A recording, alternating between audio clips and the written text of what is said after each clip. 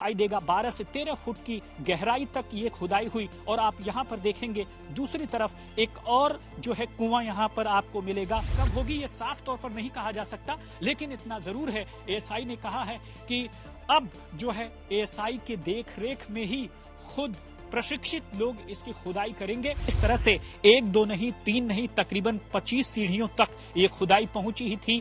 पहली मंजिल तक खुदाई पहुंची, जैसे ही दूसरी मंजिल की शुरुआत हुई खुदाई अचानक से रोक दी गई।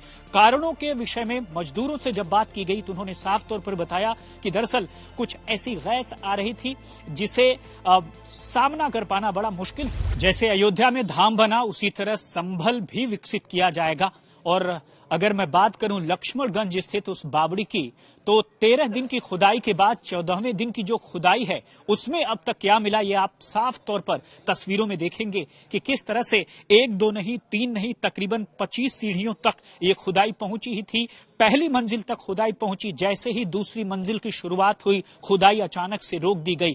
कारणों के विषय में मजदूरों से जब बात की गई तो उन्होंने साफ तौर पर बताया कि दरअसल कुछ ऐसी गैस आ रही थी जिसे सामना कर पाना बड़ा मुश्किल था और साथ ही साथ अंदर बहुत घुटन और गर्मी के साथ साथ ऑक्सीजन की भारी कमी लग रही थी। और आप देखेंगे कि तस्वीरों में जो कुएं हैं, कुएं के पहले स्तर तक यहां पर पहुंच गई थी एएसआई की टीम। और उसके बाद से दूसरी तरफ जब आप देखेंगे तो यहां पर आपको पहले तल में 25 सीढ़ियों तक दिखाई देगा। 12 से 13 फुट की गहराई तक ये खुदाई हुई और आप यहां पर देखेंगे दूसरी तरफ एक और जो है कुआं यहां पर आपको मिलेगा। बावड़ी कुओं का कलेक्शन, यानी बहुत सारे गहरे कुएं यहां पर आपको दिखाई देंगे और यहां पर नक्काशी और दूसरी चीजें आप देख सकते हैं काफी ऐतिहासिक महत्व की हैं। लेकिन साफ तौर पर आप देखेंगे इसके चारों तरफ जो है मकान बने हुए हैं और उस मकान के ठीक पीछे भी बावड़ी का एक हिस्सा आपको साफ तौर पर दिखाई देगा। तो अब अगली खुदाई कब होगी ये साफ तौर पर नहीं कहा जा सकता,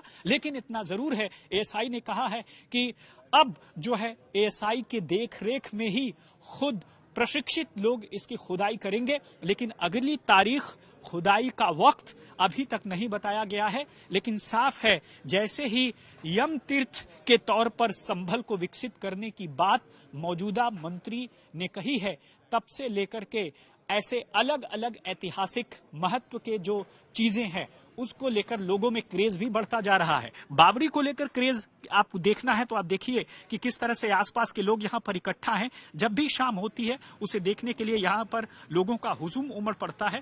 और दूसरी खास बात कि कुछ प्राइवेट मकान भी हैं जो आप साफ तौर पर देख सकते हैं। यहाँ पर ठीक बावड़ी के सामने ही खुदाई हुई है। प्रदीप गुप्ता के साथ राम किंकर सिंह, लक्ष्मणगंज, चंदौसी।